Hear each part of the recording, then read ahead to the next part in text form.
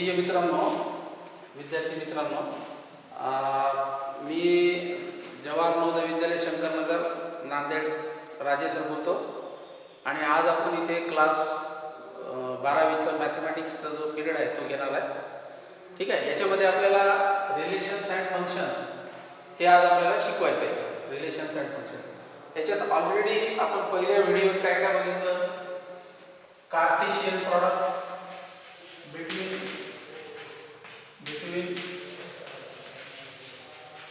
two sets A and B हे झालं. त्यानंतर दुसरं घेतलं होतं आपण कार्टेशियन प्रॉडक्ट नंतर relation between two sets A and B म्हणजे हे set non empty sets between A and B. Okay. मग याच्यामध्ये त्यांनी काय सांगितलं. Relation is the subset of A cross B और relation is the subset of A cross B असं आपण याच्यामध्ये बघितलं रिलेशन. ओके. त्यानंतर थर्ड पॉईंट घेतला होता आपण domain codomain and range of relation of R. एवढे आपण काल पॉईंट पाहिले. त्याच्यानंतर चौथा पॉईंट पाहिला आपण टाइप्स ऑफ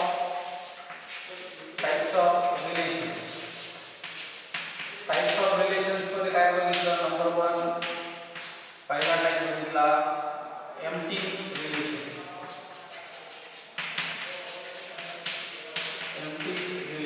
एम्प्टी रिलेशन मध्ये काय की एखाद्या रिलेशन मध्ये जर कोणतेही ऑर्डर पेअर नसतील तर त्याला आपण काय म्हणायचं एम्प्टी रिलेशन.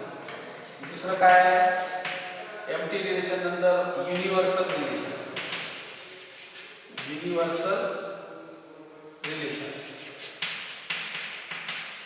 याच्यामध्ये काय बघितलं. युनिव्हर्सल रिलेशन मध्ये आपण की जेवढेही कार्टेशियन प्रॉडक्ट मधले एलिमेंट आहे ते सगळेचे सगळे याच्यामध्ये रिलेशन मध्ये यायला पाहिजे तर आपण त्याला काय म्हणू युनिव्हर्सल रिलेशन. ओके. आणि त्याच्यानंतरचा टाइप बघितला आपण इक्विव्हॅलन्स रिलेशन.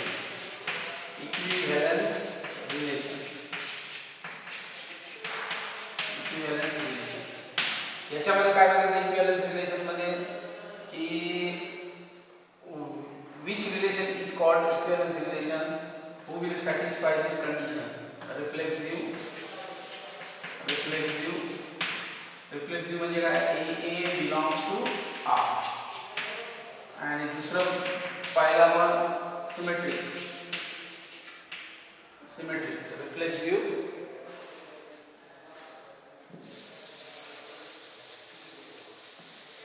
याच्यामध्ये आपण काय काय बघितलं. इक्विव्हॅलन्स रिलेशन म्हणजे परत लिहू आपल्याला इक्विव्हॅलन्स रिलेशन कोणाला म्हणायचं. Equivalence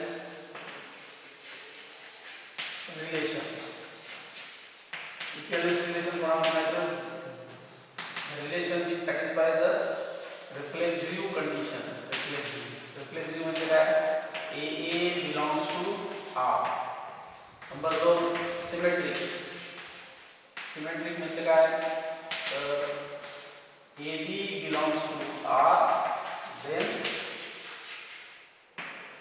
then BA belongs to R याला म्हणायचं सिमेट्रिक. आणि थर्ड काय घेतलं आपण ट्रान्झिटिव्ह मध्ये काय म्हटलं आपण AB belongs to R BC belongs to R. तर AB belongs to R BC belongs to R तर आपण काय म्हणतो AC belongs to R. असं जर असेल तर आपण त्याला काय म्हणणार ट्रान्झिटिव्ह. तर आपल्याला 12वीच्या क्लासमध्ये मुख्य पॉईंट काय या रिलेशन मधला रिफ्लेक्सिव्ह सिमेट्रिक ट्रान्झिटिव्ह दाखवायचा. त्याच्यानंतर या जर तिन्ही कंडिशन सॅटिस्फाय करत असेल त्याला काय म्हणायचं all the 3 conditions are satisfied by this relation, then only we can say it is equivalence relation. Okay. तर आता याच्यावर आपण काही एक्झाम्पल बघू आज इक्विव्हॅलन्स रिलेशनवर. तसे काल बघितले आपण 2 एक्झाम्पल, आज आपण दुसरे एक्झाम्पल बघू. ठीक आहे. तर बघा, पहिलं एक्झाम्पल आहे एक्सरसाइज 1.1. एक्सरसाइज 1.1. पहिला क्वेश्चन म्हणतो तो determine whether the following relations are reflexive, symmetric and transitive. खालचे रिलेशन हे रिफ्लेक्सिव्ह आहेत का, सिमेट्रिक आहे का आणि ट्रान्झिटिव्ह आहे का, हे आपल्याला सांगायचं आहेत का असं विचारलं. ठीक आहे. पहिला क्वेश्चन काय म्हणाले त्यांनी, relation R, relation capital R is the set A 1 2 3 up to 30 40. तरी काय म्हटलं, आर जो आहे रिलेशन हे या सेटवर आहे. कोणतं आहे? 1 2 3 4 अप टू 13 14. डिफाइन ॲज, आणि कसं डिफाइन करायचं, define as R is equal to xy such that r is equal to xy such that 3x minus y is equal to 0 असं आहे. तर याच्यावरून आपल्याला पहिले रिलेशन तयार करायचं, या सेटवरचं रिलेशन. म्हणजे आपण काय करायचं, r where x belongs to a and y belongs to a. x पण a मध्येच आहे आणि y पण a मध्येच आहे. ओके. तर पहिले तुम्ही रिलेशन तयार करा, सोल्युशन आपण तयार करू. रिलेशन त्याची या डेफिनेशनवर रिलेशन तयार करायचं. बरं, आता इथे काय म्हणाले, 3x minus y is equal to 0 म्हणजे y is equal to काय, 3x. y is equal to 3x. जर तुम्ही x हा 1 घेतला, याच्याप्रमाणे या सेटप्रमाणे 1 घेतला पहिला एलिमेंट, तर दुसरा एलिमेंट y जो आहे तो आपल्याला कसा लिहावा लागेल, 3 × 1 म्हणजे 3 लिहावा लागेल. ठीक आहे. नंतर आपण घेतला 2, तर 2 जर घेतला तर 3 × 2 म्हणजे 6 लिहावा लागेल. त्याच्यानंतर 3 घेतला तर 3 × 3 9 लिहावा लागेल. त्याच्यानंतर 4 घेतला तर 4 घेतला तर काय होईल, 4 घेतला तर 4 × 3 = 12. त्याच्यानंतर तुम्हाला 4 नंतर 5 घेतला तर 5 × 3 = 15. 15 येत नाही बघा या सेटमध्ये. तर एवढे एलिमेंट येतात. 1 3 2 6 3 9 4 12 हे झाले 1 चे 1 2 3 4 चे एलिमेंट. आता याच्या पुढचे जर तुम्ही घेतले, 5 घेतलं तर 5 × 3 = 15 होते, याच्यात येत नाही. त्याच्यानंतर 6 घेतलं, 6 × 3 = 18 होते, ते पण त्याच्यात येत नाही. त्याच्यानंतर 7 घेतलं, 7 × 3 = 21 होते, ते पण त्याच्यात येत नाही. म्हणजे आपल्याला पुढचे एलिमेंट घेता येत नाही. मग आपल्याला कोणते एलिमेंट घ्यावा, तर फक्त 1 3 2 6 3 9 4 12 आणि हा सेट कंप्लीट झाला. ओके. आता याच्यामध्ये तुम्हाला सांगा, मला तुम्ही हा जो सेट आहे याच्यावर तुम्हाला काय सांगता येते की रिफ्लेक्सिव्ह आहे का, पहिले रिफ्लेक्सिव्ह आहे का, रिफ्लेक्सिव्ह आहे का. तर रिफ्लेक्सिव्ह म्हणजे काय, A belongs to R. A belongs to R. A म्हणजे काय की एक जर एलिमेंट तुम्ही 1 घेतला तर दुसरा पण तुम्हाला 1 घ्यावा लागेल. तो याच्यात आहे का, तो याच्यात जर असेल तरच आपण हे रिफ्लेक्सिव्ह असं समजायचं. आता 1 1 आहे का, नाही आहे. 2 2 आहे का, नाही आहे. 3 3 आहे का, नाही आहे. नंतर 4 4 आहे का, नाही आहे. तर या पद्धतीने 1 1 2 2 3 3 4 4 नॉट बिलॉंग टू R. याच्यामध्ये नसल्यामुळे आपण काय म्हणणार, इट इज नॉट रिफ्लेक्सिव्ह. हे रिफ्लेक्सिव्ह नाही. समजलं आता. तर हे काय मग रिफ्लेक्सिव्ह नाही आहे. आता याच्या पुढचं बघू. दुसरं काय आहे, सिमेट्रिक. हे रिफ्लेक्सिव्ह नाही. सिमेट्रिक मध्ये बघा, आता दुसरी प्रॉपर्टी आहे सिमेट्रिक. सिमेट्रिक मध्ये काय करतो आपण, AB बिलॉंग्स टू R.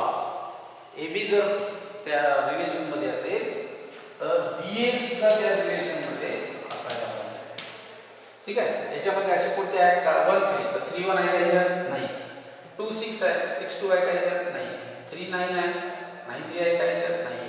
4 आहे, 4 12 12 4 आहेत का? नाही. म्हणजे हे तुमचे कोणतेही एलिमेंट जे आहेत 1 3, एक एक्झाम्पल 1 3 बिलॉंग्स टू आर, तर 3 1 does not belong to R. म्हणजे 1 3 जर आर मध्ये असेल तर 3 1 असायला पाहिजे, पण ते नाही आहे. त्याच्यामुळे it is not symmetric. It is not symmetric. आलं का लक्षात? तर ही सिमेट्रिक पण नाही. म्हणजे आपण पहिले पाहिलं रिफ्लेक्सिव्ह नाही आहे, सिमेट्रिक नाही आहे. ठीक आहे. मग आता तिसरी प्रॉपर्टी काय आहे? तिसरी प्रॉपर्टी आहे ट्रान्झिटिव्ह. ट्रान्झिटिव्ह आहे का बरोबर?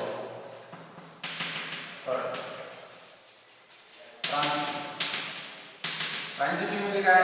ए बी जर आर मध्ये असेल, A B belongs to R and B C belongs to R,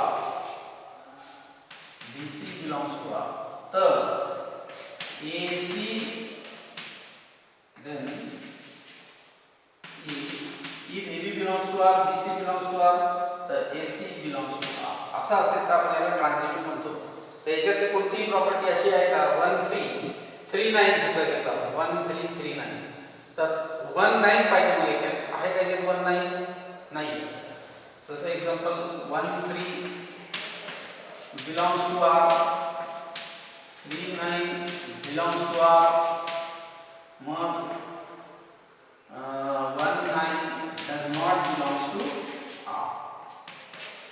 1 9 does not belongs to R. म्हणजे काय की 1 3 if 1 3 belongs to R, 3 9 belongs to R, must then 1 9 must be belongs to R, but it is not in the set of relation, and therefore it is not transitive. It is not transitive. It is not ट्रान्झिटिव्ह. आलं का लक्षात? तर हा जो आहे हे जे relation आहे, हे रिलेशन कोणतीही प्रॉपर्टी सॅटिस्फाय करत नाही. It is not symmetric, reflexive and transitive. Therefore, it is not equivalence relation. It is not equivalence relation. कळलं आता?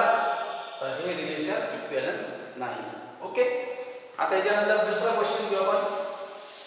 Question number 2. क्वेश्चन नंबर 2 मध्ये काय म्हटलं आहे? पहिल्यातच दुसरं चालू आहे. पहिल्यातच दुसरं, फर्स्ट मधलं दुसरं घेऊ. आणि काय म्हटलं? Relation R in the set N of natural number define as. तर याच्यामध्ये हा क्वेश्चन आहे. Relation R in the set N of natural number define as R is equal to x y such that y is equal to x plus 5 and x less than 4. Okay. तर R काय दिलं आपल्याला? R is equal to x y such that R is equal to x y such that y is equal to x plus 5 and x less than 4 and x y belongs to N. Natural नंबरमध्ये आहे. ठीक आहे. तर मग आपल्याला याचं पहिले relation तयार करून घ्या.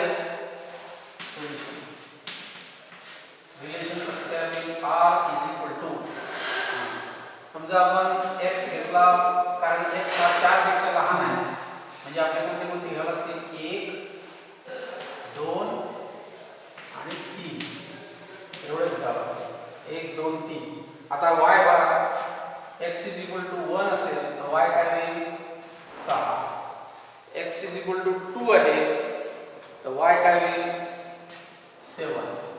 म्हणजे इथे बघा, तर 1 एक्स इज इक्वल टू 1 तर 5 प्लस 6, 2 असेल तर 7, 3 असेल तर 8, एवढे येतात बघा. कळलं का? तर मग एवढे रिलेशन आहे. आता याला धरून तुम्ही सांगा की याच्यामध्ये 1 पहिली प्रॉपर्टी रिफ्लेक्सिव्ह मध्ये काय होईल? ए बिलॉंग्स टू आर आहे का? ए बिलॉंग्स टू आर मध्ये 1 1 1 2 सॉरी 1 1 2 2 3 3 हे आहेत का? नाही. 1 1 2 2 3 3 does not belong to R. Therefore, it is not reflexive. कळलं का? हे रिफ्लेक्सिव्ह नाही. त्याच्यानंतर दुसरी प्रॉपर्टी काय आहे? सिमेट्रिक आहे का बघू याला. सिमेट्रिक आहे का बघू. तर सिमेट्रिक मध्ये काय होते? सिमेट्रिक मध्ये समजा AB बिलॉंग्स टू R आहे तर BA also belongs to R. तर याला सिमेट्रिक म्हणायचं. AB बिलॉंग्स टू R तर BA सुद्धा त्याच्यात यायला पाहिजे. तर असे आहेत का कोणते? 1 6 आहे तर 6 1 9, 2 7 आहे तर 7 2 9, 3 8 आहे तर 8 3 9. म्हणजे 1 6 belongs to R but 6 1 does not belongs to R. त्याच्यानंतर 2 7 आहे बिलॉंग्स टू R तर 7 2 does not belongs to R. R मध्ये ते नाही आहे हे एलिमेंट. 6 1 याच्यात नाही आहे, 7 2 याच्यात नाही आहे, तसंच 3 8 आहे 8 3 त्याच्यात नाही आहे. तर हे काय होईल मग? It is not symmetric. कळलं का? हां, हे झालं रिफ्लेक्सिव्ह नाही, सिमेट्रिक नाही. आता ट्रान्झिटिव्ह आहे का बघा. ट्रान्झिटिव्ह मध्ये काय करतो आपण?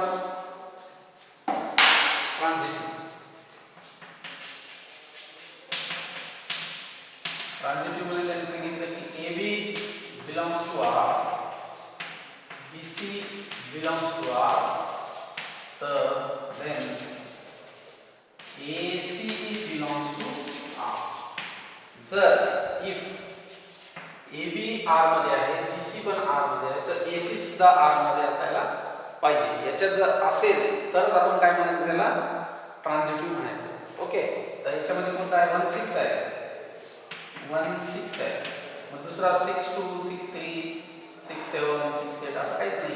त्याच्यामुळे हे जे आहे हे 1 6 बिलॉंग्स टू R, मग अदर एलिमेंट कुठेही नाही आहे. ठीक आहे. त्याच्यामुळे हे जे आहे ट्रान्झिटिव्ह नाही आहे. It is not transitive. कळलं का? ट्रान्झिटिव्ह कोणाला म्हणायचं? तर AB जर त्याच्यात असेल, BC त्याच्यात असेल तर AC सुद्धा त्याच्यात असायला पाहिजे. तर त्याला म्हणतात ट्रान्झिटिव्ह. ठीक आहे. तर हे झालं ट्रान्झिटिव्ह. म्हणजे हे रिलेशन कोणतं आहे आता? It is not equivalence relation. It is not equivalence relation. कळलं आता? तर अशा पद्धतीने हे रिलेशन सुद्धा इक्विव्हॅलन्स नाही. ठीक आहे. तिसरं एक्झाम्पल बघू. थर्ड. पहिल्याचं तिसरं. ठीक आहे. पहिल्याचं तिसरं काय सांगितलं त्यांनी? लक्षात द्या इकडे. Relation R in the set 1 2 3 4 5 6 xy. y is divisible by x. r is equal to xy such that y is divisible by x. तर आपल्याला दिलेलं आहे r is equal to xy and y is divisible by x, where xy belongs to a. आणि a काय दिलं आहे? a दिलेला आहे 1 2 3 4 5 6. a हा आहे, xy असे घ्यायचे. आता याला बघून तुम्ही रिलेशन तयार करा. सोल्युशन रिलेशन कसं तयार होईल? r इज इक्वल टू जोड्या पाडायच्या. समजा x घेतला आपण 1 तर y कसा पाहिजे? y is divisible by x. तर कोणते घेतो? y सॉरी 1 नी कोणाला डिव्हिजन जातो? 1 ला जातो, 1 नी 2 ला जातो, 1 नी 3 ला जातो, 1 नी 4 ला जातो, 1 नी 5 ला जातो, 1 नी 6 ला डिव्हिजन जातं. ठीक आहे. त्याच्यानंतर 2 नी आला. 2 नी कोणाकोणाला डिव्हिजन जातं? 2 नी 4 ला, 2 नी 2 ला जातो पहिले. त्यानंतर 2 नी 4 ला जातो आणि 2 नी 6 ला जातो. ठीक आहे. त्याच्यानंतर 3 नी कोणा भाग जातो? 3 नी फक्त 3 ला जातो आणि 3 नी 6 ला जातो. ठीक आहे. 4 नी कोणा स्वतःला जातो? 4 त्याच्यानंतर 5 आणि 6 नी 6 हे सगळं ठीक आहे. आता याच्यानंतर आपल्याला काय करायचं याच्यामध्ये की पहिलं रिफ्लेक्सिव्ह, फर्स्ट रिफ्लेक्सिव्ह आहे का? रिफ्लेक्सिव्ह आहे का बघायचं. रिफ्लेक्सिव्ह साठी काय काय लागतं आपल्याला? A belongs to R. A belongs to R. A त्याच्यात आहे का? तर 1 आहे, 2 आहे, 3 आहे, 4 आहे, 5 आहे, 6 आहे. all these 6 pairs are there. 1 2 3 4 5 6 belongs to R. Therefore it is reflexive.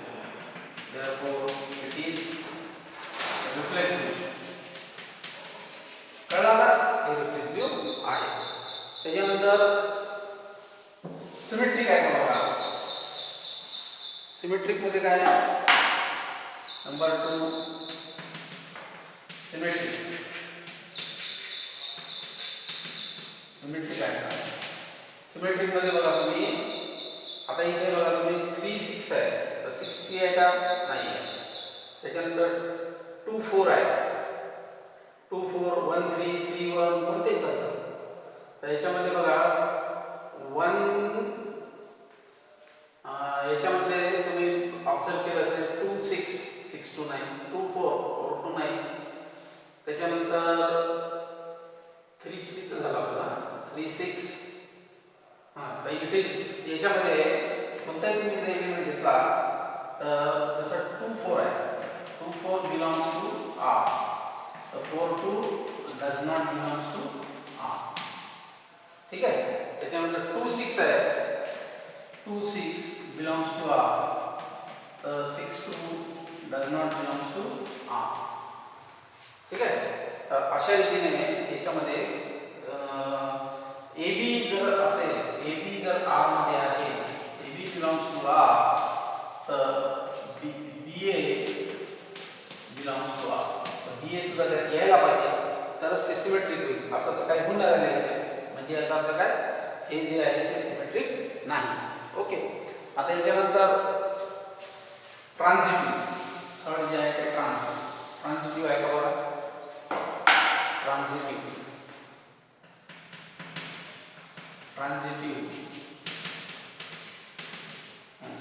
मध्ये काय पाहिजे तुम्हाला? समजा तुम्ही घेतलं 1 3 घेतलं, त्याच्यानंतर 3 6 घेतलं, तर 1 6 पाहिजे. आहे का? 1 6 आहे. हे बघा 1 3 6 तर 1 6 आहे का? म्हणजे A B belongs to R, B C belongs to R, तर then A C must belongs to R. असं पाहिजे आपल्याला. तर एक जोडी आहे बघायचं ना. 1 3 belongs to R, 3 6 belongs to R, 1 6 belongs to R. आलं लक्षात? हे दुसरं 1 4 आणि 4 4, तर 1 4 आहे. 1 5 5 पण आहे. ठीक आहे.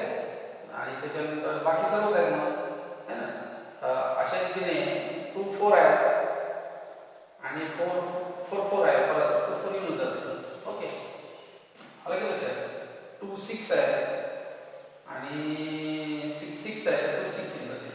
त्याच्यामुळे हे असं असल्यामुळे 1 3 बिलॉंग्स टू आर आहे आणि 3 6 belong to 1 6 belong to R. It is transitive. मग हे काय आहे? ट्रान्झिटिव्ह आहे.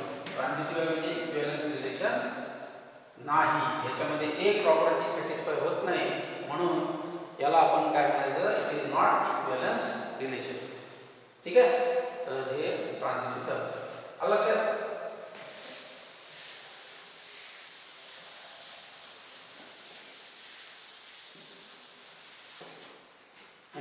त्याच्यानंतर आता बघा मी 3 क्वेश्चन तुम्हाला सांगितले. एक अजून क्वेश्चन घेऊ. क्वेश्चन आहे relation R in the set Z.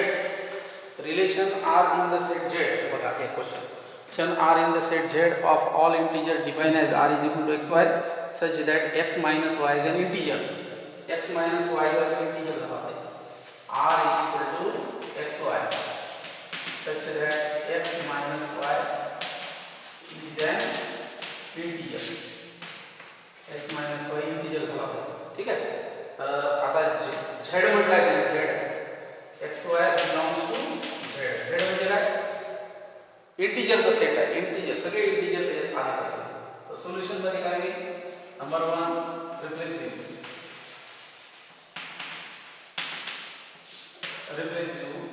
आता समजा मी घेतलं a belongs to r. a belongs to r म्हणजे a minus a is equal to 0. It is an integer. हा सुद्धा काय होतो, इंटीजर होतो 0. a minus a is equal to 0 is an integer. Therefore it is reflexive. Number 2 symmetric. Symmetric मध्ये A B belongs to R. याचा अर्थ काय, A minus B integer आहे. Is an integer. Is an integer. A minus बी जर integer असेल तर B minus A also. Therefore B minus A is also integer. फक्त negative होईल पण इंटीजर येईल है ना, तर तो सुद्धा इंटीजर आहे. Therefore B A belongs to R and hence it is symmetric.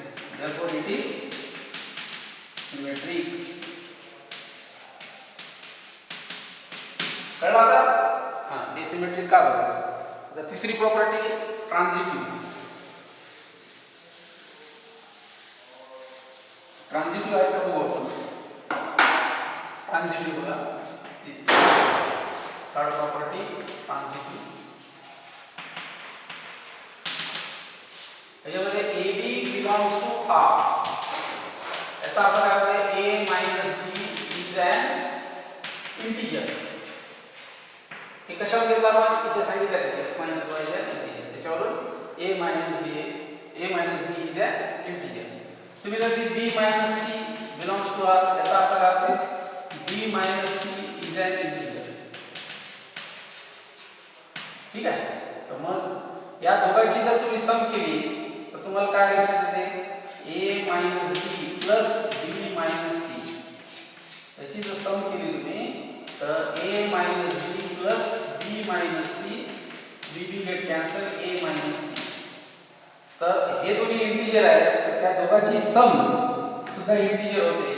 And therefore a minus C is an integer. Is an integer. आणि म्हणून काय होते, म्हणून a c also belongs to R. Therefore it is transitive. All three properties are covered by this function relation. This relation has all satisfy all these three properties and therefore it is called equivalence relation. This is equivalence relation. Okay, so the new part में as this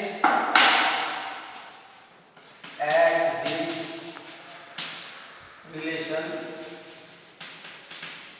satisfies